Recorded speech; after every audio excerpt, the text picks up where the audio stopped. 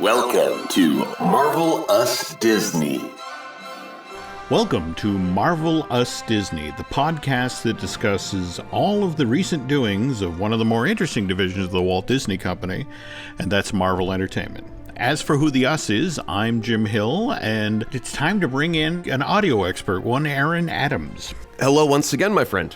And I bring up audio because the first thing we're discussing today is actually a really interesting audio-based project. It's out of Marvel's new media arm. Why don't you describe it? Because again, you're the audio guy. Well, it's something that I'm very excited about because it's something I always, while I was working within the confines of a radio station, said we really need to do something different. And when you're a radio station, it's play the hits. That's the only job. Play the hits, shut up, get out of the way. I like the idea of the old school serials, the Superman radio drama from back in the day and that kind of thing. What they're doing is taking that concept and putting the 2018 audio quality level on that and really dressing it up in a very pretty dress and taking it to the ball. So we've got this project. It was called Wolverine The Long Night, and it's an audio podcast, but it's much more than a podcast because, this is a podcast, a couple of guys talking about stuff. What they're doing is they're doing a radio drama with voice actors. Actually, they've got Richard Armitage is playing the voice of Logan or Wolverine, and he was the lead dwarf in the Hobbit movies. Mm-hmm. They've done a lot with sound design and really trying to put you in a space. And so if you can imagine and just close your eyes and you're getting a movie without the visuals, it's going to really try and drop you into the middle of a Wolverine story where you can just sit back, close your eyes, and kind of get lost and let your imagination make the picture for you. And that's one thing as an audio producer that we've always enjoyed. We call theater of the mind, of I can give you a couple of sound effects and make a very simple story with those sounds and save the dialogue for a better purpose. This is long form. This isn't a one-shot. I mean, this is going to be 10 episodes. Yeah. They're not just going to put out one and see how it goes. They put in the time and effort to do a very long-form, full story. And right now, all we've been able to listen to is the trailer. What they've done with it so far is very, very great sound quality. I can't stress this enough. There's a lot of people that make things and they've just got... Oh, Jim, back in the day, I'm sure you might remember like a Dukes of Hazzard episode or something where the General Lee is skidding on dirt. And that doesn't happen in real life. It makes the visual look a lot cooler with that screeching sound, but when they're on dirt, that's not the sound that makes in nature.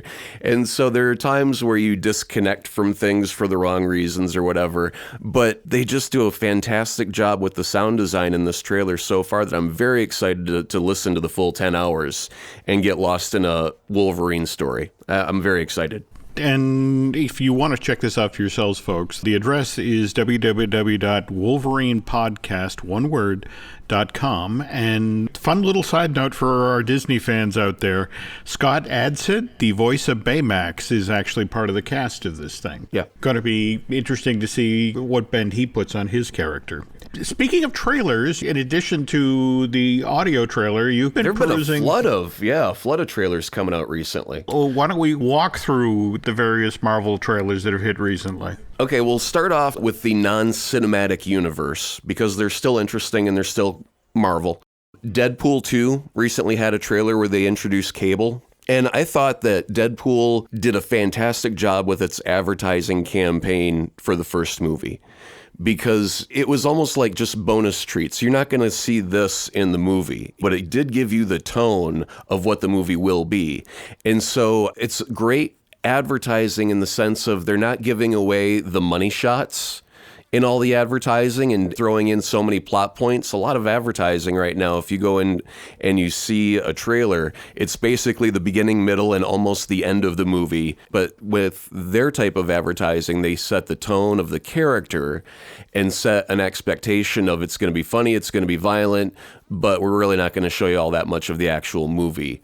And so they do that again with their new trailer, introducing you to Cable, and then all of a sudden it's Deadpool playing with minifigs of the characters. I would love to find out if this was done prior to the start of the Disney Fox acquisition, but when Deadpool shows his action figure doing battle with Cable, he's dressed as Sheriff Woody from Toy Story, and it's just sort of like, I don't think that would have sailed through Fox Legal if they hadn't made this deal. In the original movie, if you remember at the end, the climax of the Deadpool's first movie takes place on top of a helicarrier. Mm-hmm. And they didn't have the rights to use a helicarrier. By the time the movie comes out, what's Marvel going to do? It's like, hey, you can't use that. Oh, they already did. It's better to ask for forgiveness than permission because they go, oops, sorry. Now it's going to be interesting to see what a Deadpool is like that has money. I don't know if they're going to give them all that much more money. I mean, yeah, they're going to increase the budget, but they're not going to go from like a $60 million budget or whatever it was to $300 million. Like, how much are they spending on Infinity Wars? Do you know? Now, remember, with Infinity Wars, they shot 2 movies back to back. So it's all one lump sum to them? They're not going to divide sand in the sandbox? Pretty much. In fact, what was kind of interesting is Chris Hemsworth is out. Thor is getting ready to transfer from its theatrical release to digital download, right. and that sort of thing. So he's continuing to do press. And he was just talking about, we just finished shooting, a year-long shoot. He says, I'm going to be intrigued because we just shoot and shoot and shoot and shoot and shoot. And then it's like, okay, how does this cut together? What stays in the movie, what doesn't? So I think at the end of the day, there's going to be a price tag that even gives Bob Iger pause. But the hope is, given that this is the film that not only caps off the Marvel 10-year anniversary, and by the way, I guess at some point we should talk about that as well. With the photo shoot? The class photo, yes. Yep. Sort of kick that off as the lead up. But yeah. Well, speaking of which, I guess, should we transition from Deadpool to talking about the Infinity Wars trailer? Sure, we'll cover Infinity War briefly. Mm-hmm. It looks gorgeous. It's got every Marvel hero that's ever been in the cinematic universe. It's going to finally have Thanos come in and stomp some heads in a violent, horrific, brutal way. I'm expecting that many of our old Avengers are going to be lost in the battle, and that my assumption is the second movie will be the new Avengers. And I think it's just going to be brilliant and glorious and emotional to see the close of some people's journey as well as the beginning of new journeys for like Spider-Man and Doctor Strange. And I'm excited for where we're going next. And I think this movie will probably make all of the monies in all of the world. It will just be the biggest thing to ever happen in the cinematic world, not just Marvel, but just Hollywood in general, globally. It's going to make all the monies. Well, it's so funny you say that because this is coming out in May, and we're recording this in mid-February. Just today, I was reading a story online where people are examining this trailer like the Zapruder film. Sure. They're doing close-ups of the Infinity Gauntlet to determine which stones are in it. In what order Thanos has collected them. And I don't know if 2 minutes of film has been gone over quite as closely as this trailer has. But I guess, again, we're all waiting for it. I really don't want to watch too many trailers for Infinity War because I can't get any more hyped for it. The only place I have left to go is down, right? Mm-hmm. You know, it's just like, I just want to see it. I will enjoy it, and I can't wait for the next one. But I don't need to see any big, huge moments from the film prematurely. I'm ready for it. I'm as primed as I can be. Got it. Okay, so what next in our trail of trailers? Let's take a step from the highest point in Marvel to the very lowest point that I think we're going to see in a while. And it greatly pains me to say the Venom trailer left me wanting would be the biggest understatement I could make. It was basically Tom Hardy walking around San Francisco. Mm-hmm. There was one shot of a symbiote in a canister, and that was it. And then, yeah, he does a little tremor shake at the end where it looks like he's being taken over by the symbiote, and I just couldn't have cared less. And I am the biggest Spider-Man fan, therefore Venom is well in my wheelhouse of being one of my favorite characters, and it's just feels so disconnected. It feels like a cash grab on Sony's behalf. They can't let him into the Spider-Man universe, therefore he's got to get the symbiotic suit in a different way. Is it going to have a spider logo on it? And if so, why? And if not, why? I mean, no matter what they do, it's just not going to satisfy everybody. And the hard school core fans of the olden days are going to start off with a grudge against it right off the bat because they have no Spider-Man connection to it. And so they really have to build it from the ground up. And I tell you, they better have one hell of a fantastic story, because if it's weak in any way, people are going to jump all over it. So I hope for the best, but I'm planning for the worst. And from what they showed in the trailer, there is absolutely nothing to get me excited for it. And I like Tom Hardy as an actor. He's done incredible work. It's not like I don't have faith in his ability. It's just what they've shown me is Tom Hardy walking in San Francisco, and that's not compelling. I get that. The one caveat here I guess we should mention is that this is the teaser trailer. This isn't the really for real trailer, which we'll see this summer for this. This is an October-November release, isn't it? I want to say it's out right before Halloween. True, but you could have taken a Deadpool route where you didn't even show anything from the movie instead of something that is not compelling. If you want to generate buzz, but you don't want to generate bad buzz. The only reason Venom made the news is because the trailer was garbage. That's it. As a creative person, I always hope for the best. But when I look at something critically, I say there's mistakes written all over this, and you've done nothing to generate goodwill towards your property. Nothing at all. Though what I've been told is that they just saw, given that Black Panther is so eagerly anticipated, they just wanted to have a trailer in front of it. And the argument is there affects people. It's like, we don't have anything done. You can't do a trailer for Venom without some heavy-duty effect sequences. People have certain expectations about this character. You can have a completely black screen with about 30 seconds of very wonderful voiceover dialogue, and then white eyes show up out of the black screen to create the Venom face. And then, boom, back to black and with a big, heavy whoomp slam sound effect, and you're out. You know, it doesn't have to actually be footage from the movie to create anticipation. Do something that's not in the movie, create something special that's only to promote the movie, but do it well and do it creatively. And you don't have to use film for that. Okay. Wish somebody at the studio had thought of that. Anyway, moving to our, hopefully, a less disappointing film or less disappointing trailer. The expectations are very high for Black Panther. My wife doesn't want to see anything else from the movie because she's at her peak of excitement for Black Panther coming out. And so we've got a no Black Panther ads in the house rule until we actually get to see it, because we're just too excited for it. We've been hearing very positive things all about it. The one thing I saw in the trailer is like the car materializing out of nowhere. I don't know how that works, how you can sit into something that's kind of like a hologram and then become solid. And it's just purely out of a scientific questioning. How does that happen? I want there to be at least 30 seconds where they go, oh, and by the way, we've got this device from Stark Industries that generates whatever and turns gas into solid. I don't care what the explanation is, but I want there to be an explanation for that, because I just saw that and I was like, what is that about? Okay. Just yesterday, I got my copy of The Art of Black Panther, the very next book in that amazing series of art of books for the Marvel Cinematic Universe. And I will tell you, from having paged through that, there's actually a pretty cool explanation that when I was reading that, it's like, oh, that's a really cool idea. As long as they've got some explanation somewhere, that's cool. They do, and it actually keys off of the science. Oh, all right, I'm not going to say anything. No, I understand they have got very advanced technology well beyond what we have outside of Wakanda. I'm looking forward to some of those discoveries of, ooh, that's brilliant. I wish we had that. Trying to figure out how to say this without saying anything.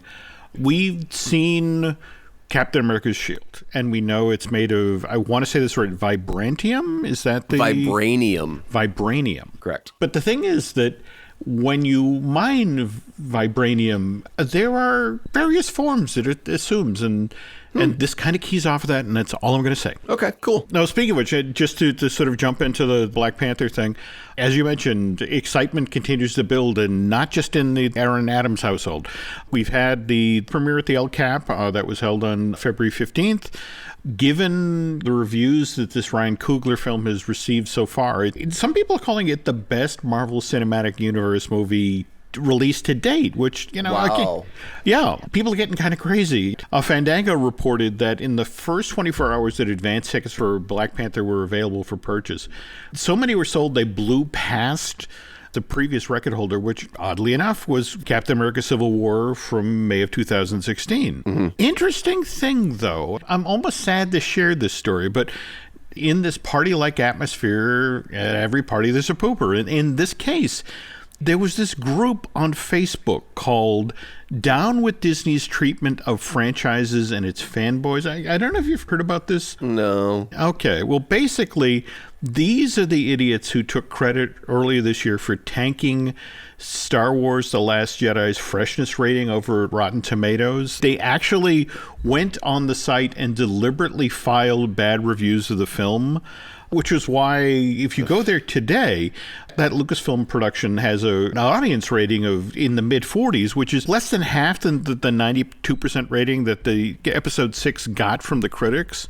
Mm-hmm. Anyway, these bozos they announced they were going to do the exact same thing to Black Panther. In fact, they set up a Facebook event page ahead of time with a title that said, "Let's give Black Panther a rotten audience score," over at Rotten Tomatoes. And Facebook, to its credit, shut this group down on February 2nd.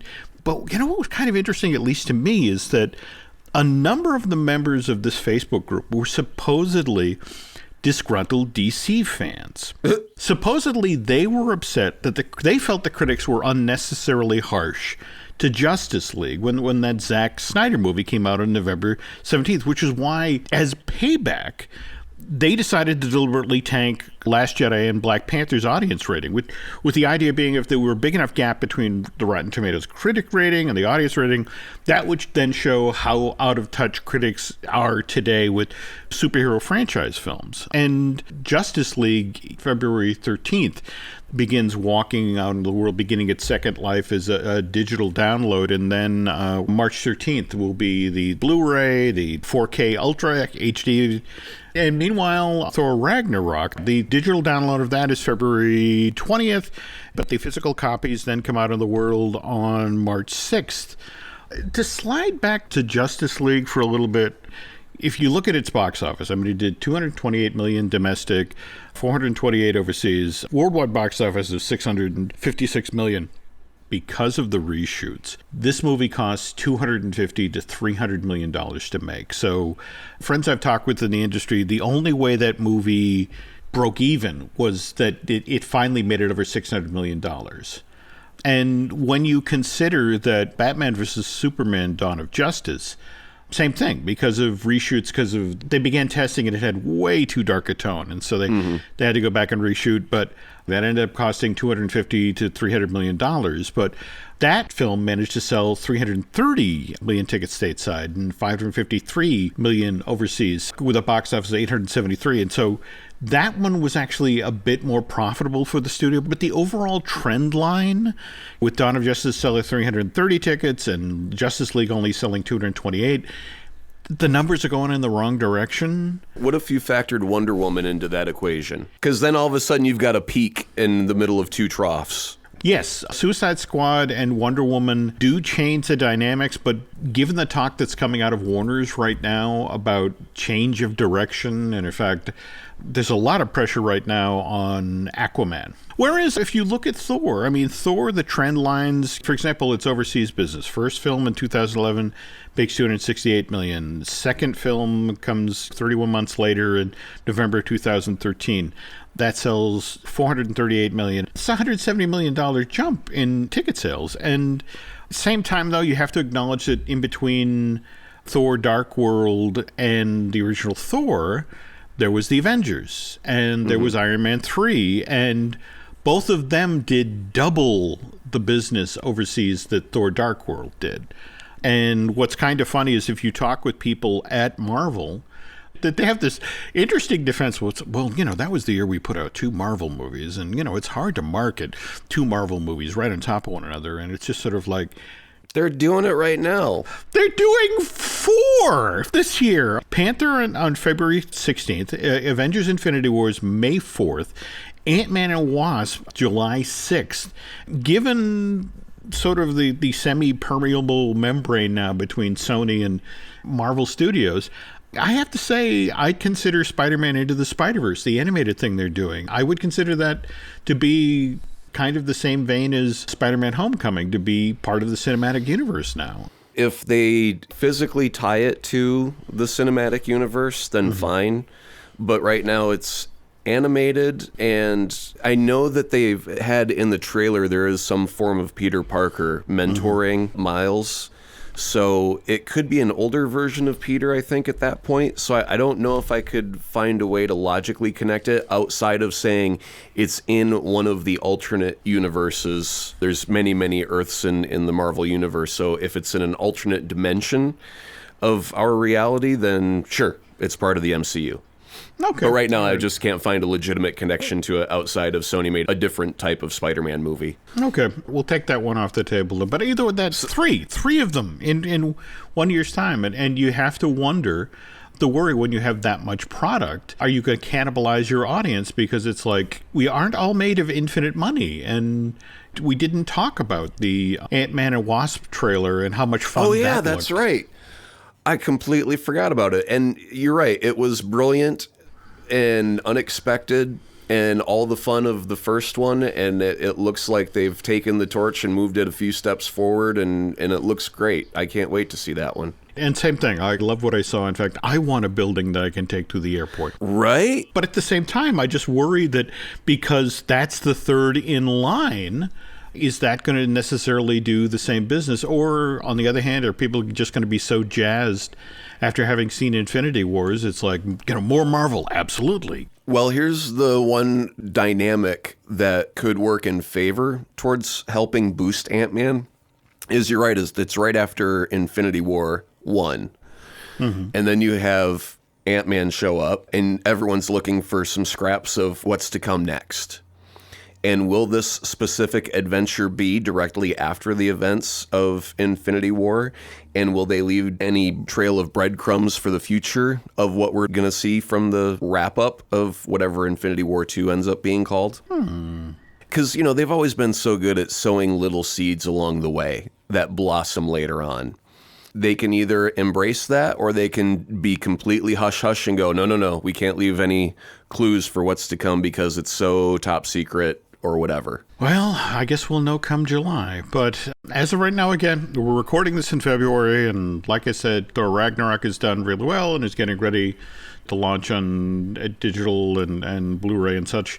But for a lot of folks, if you asked why this one did better than Dark World, both domestically and internationally, it's all about the Hulk. It's all about the big green guy was in this and riffing on Planet Hulk. As you recall from our last installment of Marvelous Disney, we had just finished talking about how the big green guy had transitioned from comic book hero to one of the stars of Marvel's first attempt at an animated series, which again just was basically illustrated radio.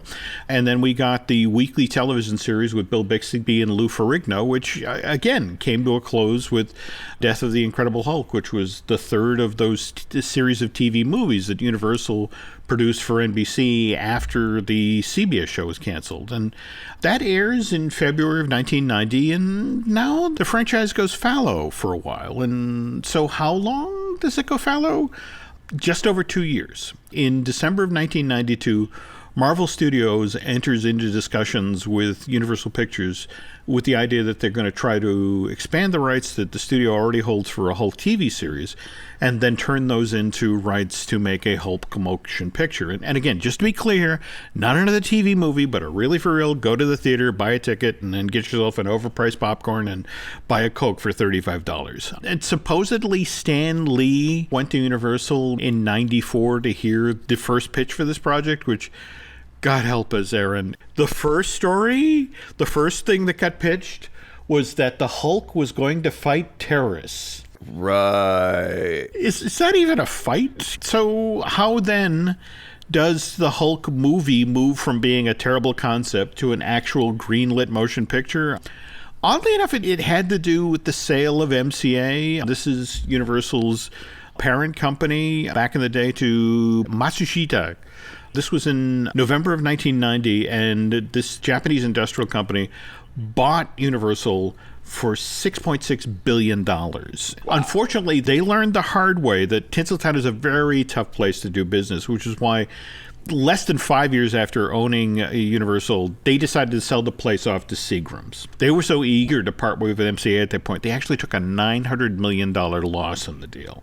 And as 1995 is giving way to 96, Universal Pictures is eager to show their new owners, the guys at Seagram's, that this movie studio can be a profit center. And the reason they're kind of feeling under the weather or embarrassed at this point is July of 1995 is when Universal Pictures released Waterworld. Oh. Yeah, that Kevin Costner movie to this day is infamous for problem plague doesn't even begin to describe this $175 million movie. I mean, at least a couple of times the set actually sank.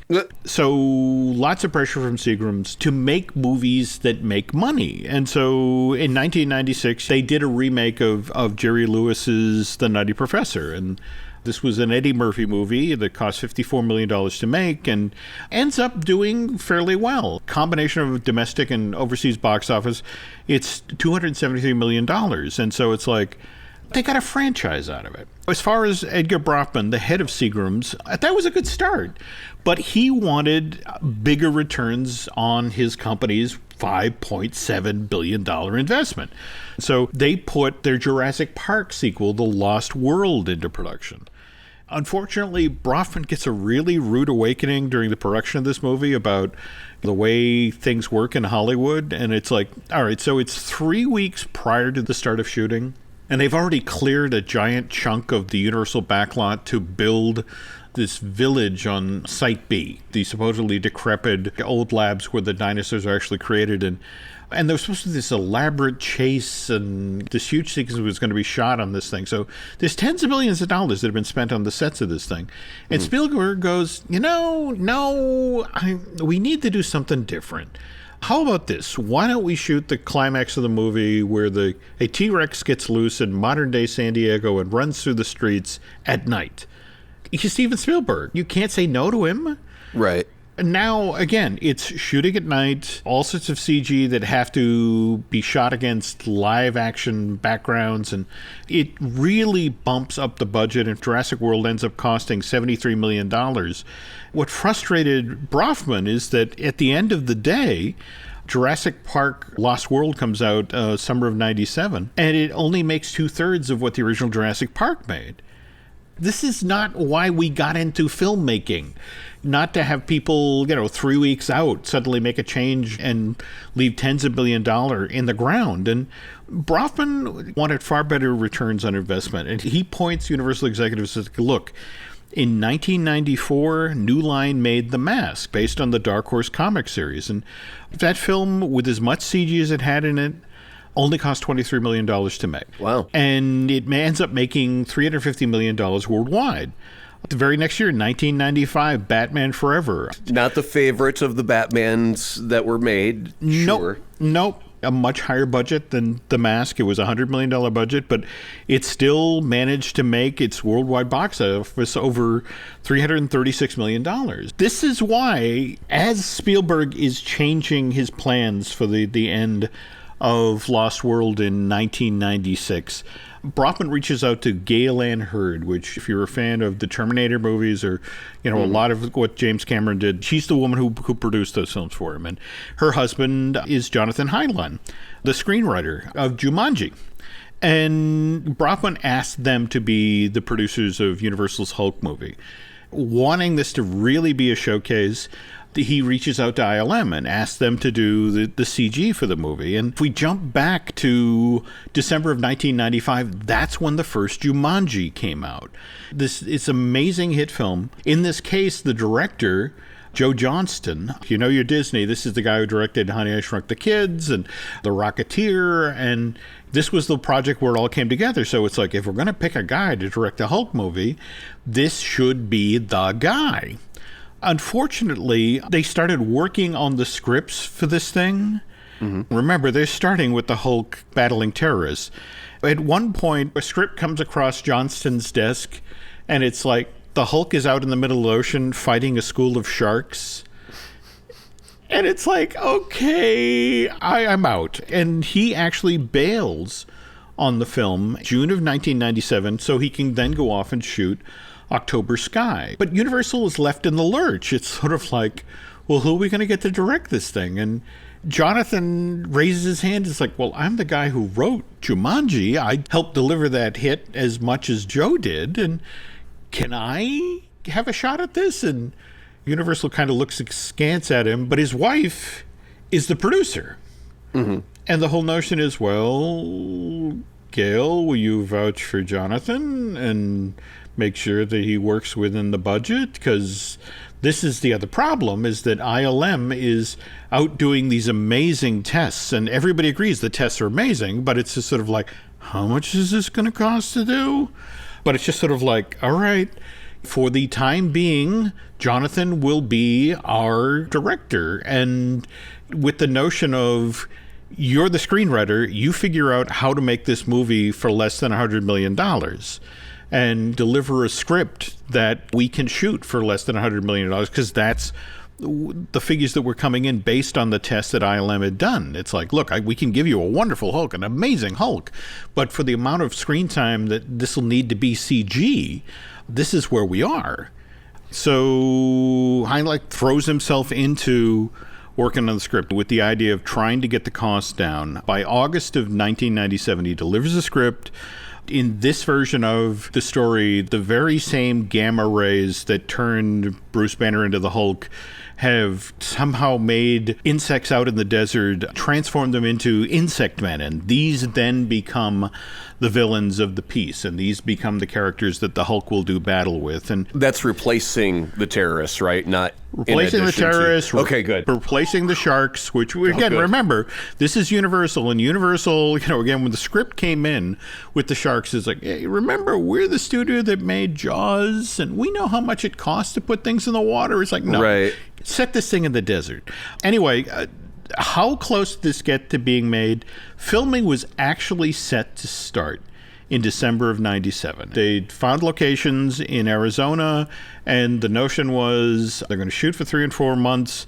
This was going to be Universal's summer release for 1999. Did they get far enough along to cast anyone? Well, at this point, they're talking about Billy Crudup, but here's the problem. Universal, as the price rises, is getting nervous. And they really don't know what they want to do with the Hulk movie. They're talking about it. Should it be a science fiction adventure? Should it be a comedy? And I know that's weird to hear that, but you have to understand at one point, the studio is looking for a more bankable name than Billy Crudup. So right. They're talking about Jim Carrey. They're talking about Adam Sandler. Whoa. And finally, in the end, Jonathan Heinlein had it. And it's just sort of like, all right, if this is the way you are going to go, I just have to step away. They continue to flail. I mean, anybody who knows the Hulk mythology, I mean, they're throwing anything against the wall here. There's a draft of this thing where instead of the Ant-Man out in the desert, the Hulk is now doing battle with the leader and Zax and the Absorbing Man. I mean, 3 of them is the villains of the piece. And finally, it just comes down to the fact it's like, if we're going to do this, and we're going to make a Hulk movie, and we're going to spend $100 million, let's get a good director, a really good director. Let's get a serious director. And this is when Ang Lee enters the project and gets a little complicated at this point. Ang Lee goes to ILM. And he's having his first meeting with them, and it's like, okay, we have all of our Hulk tests that we did for the previous version of this, and we're anxious to show it to him. And he walks in with one of those tiny little Serenity, the rake and the sand and the pebbles that you put on somebody's desk. And it's sort of like, this is how I envisioned the Hulk film. And it's like, as a little Serenity thing? And it's like, yeah, and what if the Hulk was like a jellyfish? So that's where we'll leave it, with a Serenity thing and a jellyfish. Now, speaking of things that make squishy noises, one of my favorite things about the Marvelous Disney podcast is that Aaron gets to show off his expertise when it comes to creating these amazing sounding pieces of audio that you deconstruct them in front of our audience and let them understand all the stuff they've been listening to for years, what the care and the thought that goes into creating them. And since we're talking about the Hulk today, you decided to go with the big green guy or the noise he makes when he moves around. Is that correct? Or? Yeah, we've thrown together some hulking footsteps. And when I would teach audio production to many of the staff at the radio station, one of the things that you have to teach is creative thinking. It's not really so much about just looking up giant footsteps, because that sound effect usually doesn't exist in your sound library. So you have to figure out, how do I make the sound of giant footsteps? So what we've done is we've taken a couple of barefoot sounds walking, and they've got this kind of sandy hiss at the end of them, and that's going to kind of be the gravelly noise of grit underneath his feet, so to speak. If you really, really want to do it, and I was tempted to do it, you can take a giant steak and slap it on the ground to get that sound. But I couldn't sacrifice a steak. I'd rather eat it. So I went barefoot stomping around the house. And then after you have some bare feet, you need something to indicate size. And there's two things that indicate size. One of them is speed, or actually slowness of steps, because Hulk has a bigger stride. And if you think of gigantic creatures in the movies, they move very, very slowly to indicate their massive size.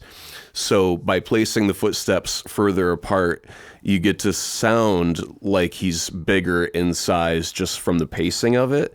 And then also it gives the sound effect of our next sound room to breathe, so to speak. And what that is the rumble of an earthquake. And this is a hard sound effect to come by. I actually had to dig this out of the library because you can't summon an earthquake on demand for a recording session. So all it is a very, very low rumble. And I'll tell you right now, if you're listening on a computer or like a phone, you probably won't be able to hear this because the frequency is so low. So you'd either need a booming sound system or headphones of decent quality to be able to hear this sound because it's so low. But this is just a rumble.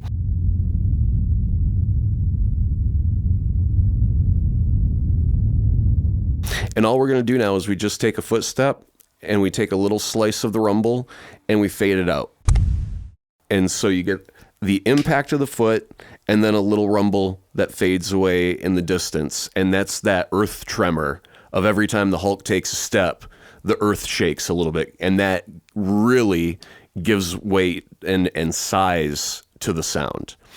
And then for the footsteps, I did do a couple of things to tame them, so to speak. And that's rolling off the high-end EQ to make it not so bright and so small sounding.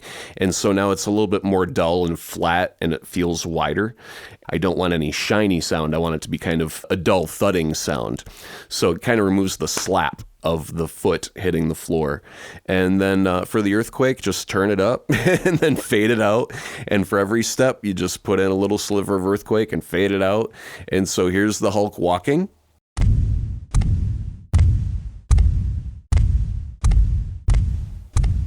And now if you speed it up, here's the Hulk running.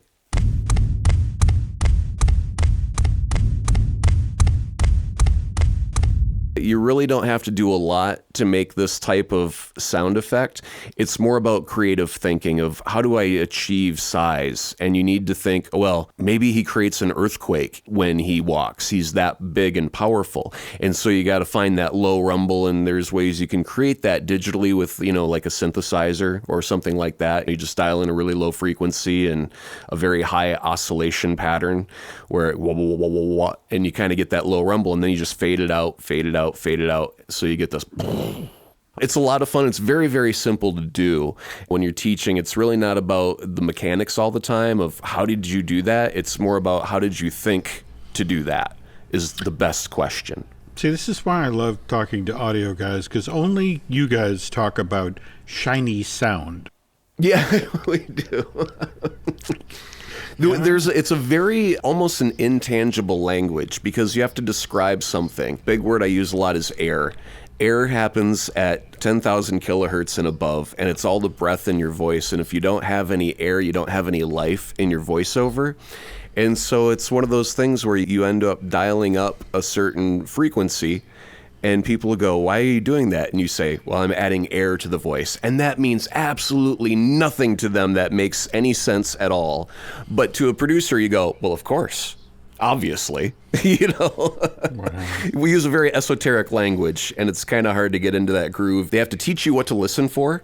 Mm-hmm. And then you have to be able to identify it with your own ears and then go, oh, I get it. There are so many things in this world that I didn't know existed until I got into the audio world, and then I hear them, and I'm now forever ruined from enjoying, like, the Wilhelm scream. I can't see anything in this world, and if I hear the Wilhelm scream, I have to raise my hand and go, Wilhelm! I have to admit, it momentarily pulls me out of movies or TV shows when I hear it. Because again, once you know what you're listening to and once you understand the history of it, but at the same time, when you think about the people who work in your field, there really is sort of a tradition of, somebody's falling, so it's time for the Wilhelm scream in some I can form. honestly tell you that if I were to ever get a job working in a big, huge production picture or a very large TV show, I would find a way to manipulate a Wilhelm so it's not very recognizable and then place it somewhere in the background. It's almost like Kilroy was here. In spray paint, it's your little thumb mark of I did a professional thing and I got to throw in a Wilhelm and my career is done. I am satisfied. Kind of a weird offshoot here. I'm friendly with Bill Farmer, the gentleman who does Goofy's voice and Pluto's voice for the Disney animation these days. And Pinto Colvik, the gentleman who initially did Goofy, I forget which short it is specifically, but it's the animation equivalent of the Wilhelm scream. The thing is that Bill is enough of a perfectionist that when he's recording for Disney, for example, the new Mickey Mouse shorts, and they do a point where Goofy falls, it's like he doesn't want them to go to the library. He wants to do the Goofy scream himself. But he talks about how he saves it for the end of the session. In fact, he says, I save two things to the end of the session. When Goofy is falling, when I have to scream, and when Pluto is barking, because I will blow out my voice doing all of the Pluto barking. So that's literally the last thing they do in those sessions. So honestly, my ear is tuned for those two noises, the Wilhelm and the Goofy, woohoo! Sorry, Bill, I did it very poorly. It's strange. In both cases, when I'm listening to something, it's like, oh, it's Bill. One of the things I enjoy is when I'm just listening to sound, it's being able to get into the other creative person's head, almost like a painter looks at a painting and they recognize a brush stroke as a style and a technique. And I really enjoy being able to see someone's style and technique. And then to wrap back to the beginning, that Wolverine podcast that they've got, it's so much more than a podcast. It is an audio adventure. And some very, very talented people put a lot of blood, sweat, and tears to make that as crisp and beautiful sounding as it does. You can go to a library of old sound effects that were done in the 60s and 70s, and there's so much noise in those recordings that today we find them unusable. I wouldn't be surprised if they had a team go out and record specific sounds out in the wilds to capture them fresh and specific for this storytelling that they're going to do. So I'm very, very excited to see 10 full hours of audio adventure drama through Wolverine coming up. And speaking of which, that hopefully on our next Marvelous Disney podcast, we will have you deconstruct something that's been done for Black Panther. I got to see the movie and see what all the sounds are there before I can figure out what we're going to do, though. There we go. Okay, so we'll get a new show out fairly soon. And again, Aaron and I are both going to see Black Panther and talk about that. And then from there, we'll push on with our talk about the Hulk movie series. That's it for this week on the Marvelous Disney Show. This is Jim Hill, and I'm signing off now for Aaron Adams. Have a good night, folks.